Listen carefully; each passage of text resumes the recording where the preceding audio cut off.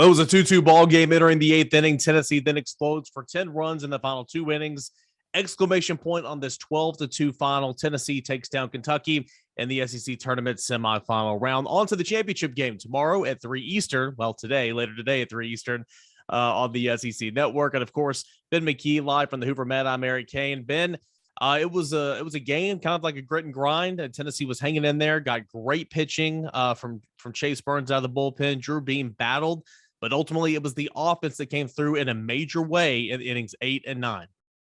It was 10 runs in the eighth and ninth inning, and it was a rough night offensively for 7 of those innings. And then Luke Lipsius, who is just playing the best baseball of his life right now, he's helping carry this team. I can't say that he is carrying this team because there are so many good players on this team, but he gets it going there in the top of the eighth inning in a 2-2 game. Hits a single back up the middle that nearly takes off the pitcher's head.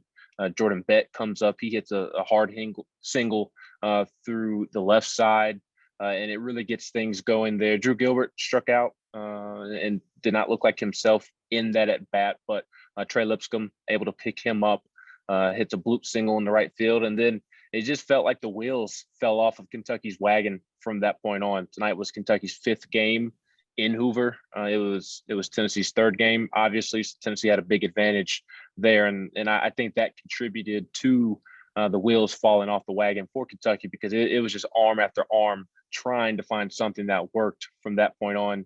You plunked Jarrell Ortega with the bases loaded. Cortland Lawson comes through with a big 2-run double that nearly cleared the bases.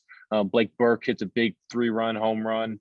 The game was pretty much over at that point, but it was still a really impressive home run that completely left the ballpark.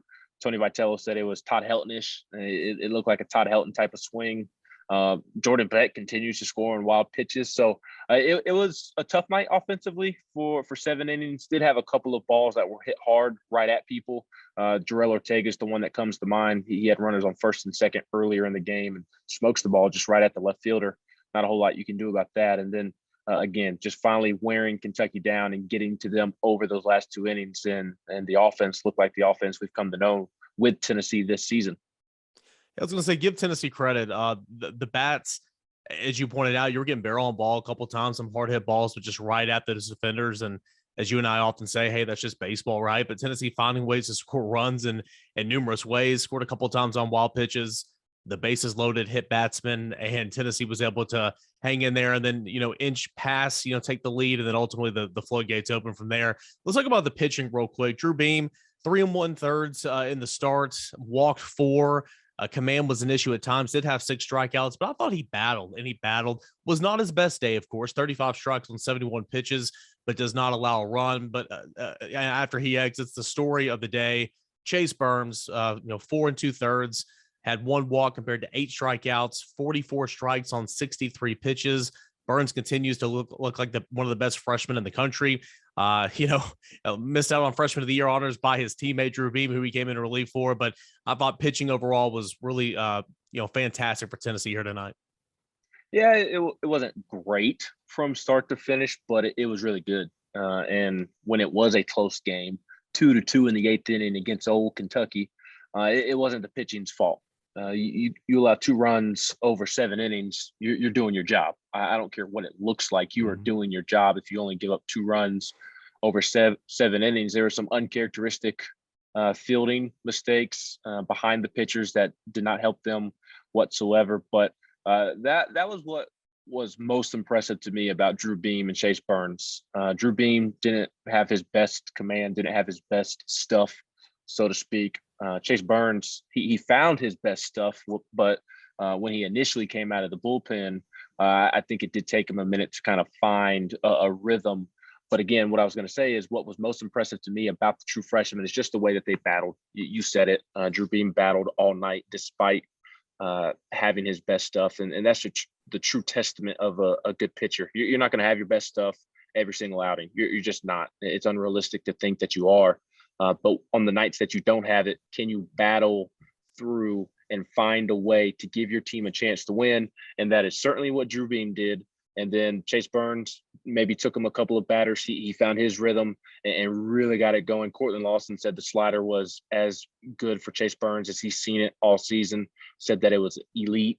Chase Burns said he knew in the bullpen that the slider was going to be good today. And because of that and what the bullpen catchers were telling him, that he really wanted to use that slider a lot, and he definitely did. And the true freshman battled. I was surprised by the pitching plans today. Tony Vitello said post-game that before the game he wrote on a postcard or post note, whatever, Drew Beam 4 innings, Chase Burns 4 innings, and then Redmond Walsh, or mini Todd Helton as he called him since Redmond tied the save record last night, called him mini Todd Helton to close things out, and pretty much went according to plan.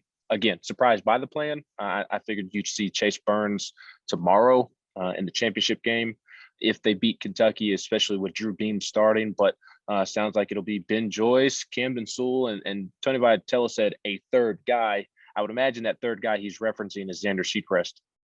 I was going to say, if you're a fan of the movie Draft Day, it's, Mac over everything, or Mac no matter what. And that's kind of what Tony Vitello did tonight. That was my next question. I saw Tony Vitello post game say that didn't necessarily have a plan yet, but it's going to be a combination of a Ben Joyce, a Camden Sewell, maybe Xander Seacrest, as you mentioned.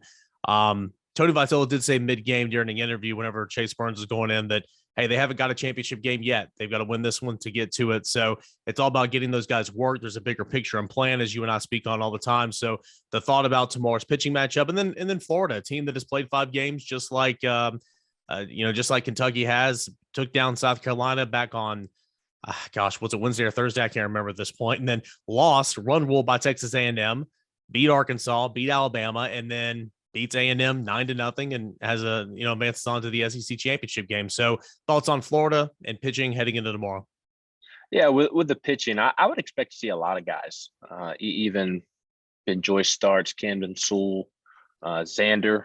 Who knows? Maybe Blake Tidwell comes back and starts as like an opening of sorts that you've seen with the major leagues. Yeah. Just because, he didn't throw a ton. I don't think that they would do that, but who knows? I didn't think Drew Beam would start tonight. I said that last night. I didn't think Kentucky would beat LSU this morning, and Kentucky made me look like a fool. That is for sure. But the way Tony talked after the game, it sounded like the main objective is to get a lot of guys work tomorrow, because he said guys need work. You think about it, and the bullpen hasn't really been taxed this weekend. Chase Burns was technically coming out of the bullpen, but you consider him and view him as a starter. So tonight you use Drew Beam, you use Chase Burns. You didn't even use your bullpen. Wyatt Evans pitched the 9th. That's because Tennessee was up by 10 runs, and shout out to Wyatt Evans striking out the side there in the 9th inning. That was fun to watch. But you didn't use your bullpen tonight. Will Mabry, Camden Sewell, those guys need work. Redmond Walsh, he could come back and throw if need be. Ben Joyce, he needs work. Mark McLaughlin hasn't thrown a ton. I don't know where he is in the pecking order, but guys need work because guys haven't got a lot of work out of the bullpen. So that seems to be the objective tomorrow, regardless of who is the starting pitcher. If Camden starts and he's got it going, then maybe they just ride him and win this SEC tournament. But I think the plan after that is just to get a ton of guys work, that way that they're ready for next weekend in the NCAA tournament. And Florida's playing great baseball right now, Eric. I don't think it's going to be a no-brainer that Tennessee wins tomorrow just because Tennessee swept Florida back in Gainesville about a month ago. Tennessee's going to have their hands full, and Florida's really been swinging it well. Wyatt Langford, he can't stop hitting home runs. Probably should have been on the All-SEC first team as an outfielder. Judd Fabian, he's a big leaguer.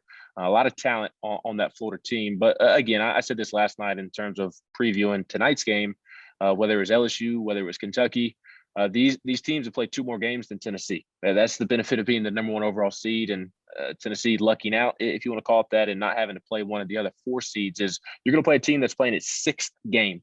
And Florida already had some iffy pitching to begin with, and that iffy pitching has been worn out this week. So Tennessee's going to have an advantage on the mound, but will the guys who are called upon to pitch, will they step up and answer the bell? And if they do, I would expect Tennessee to win tomorrow. And here's the other thing: the bats have been a little weird at night lately. During the day, the ball's been flying off of Tennessee's bats. It'll be a day game tomorrow, so I expect Tennessee's best effort, and to not that it's a talking point, but redo last year's SEC tournament. Last year, it was a feel-good story that Tennessee made it to the SEC title game. This year, maybe they can win it for the first time since 1995. Florida was 6-12 34 days ago when Tennessee went down to Florida and swept the Gators. Obviously, a different team now, and Tennessee and Florida will square off in the SEC tournament championship game tomorrow, again later today at 3:00 Eastern time. 12-2, the final score: Tennessee over Kentucky in the SEC tournament semifinal round. Ben McKee, plenty of coverage up at Volquest.com. Your 4 quick takes, plenty of video of Tony Vitello, of Chase Burns, of I believe Cortland Lawson, tons of video up there on the website, and plenty of coverage all weekend long as we conclude later today with the SEC tournament. For Ben McKee at the Hoover Met, I'm Eric Kane as you listen to and you watch Around the Horn at Volquest.com.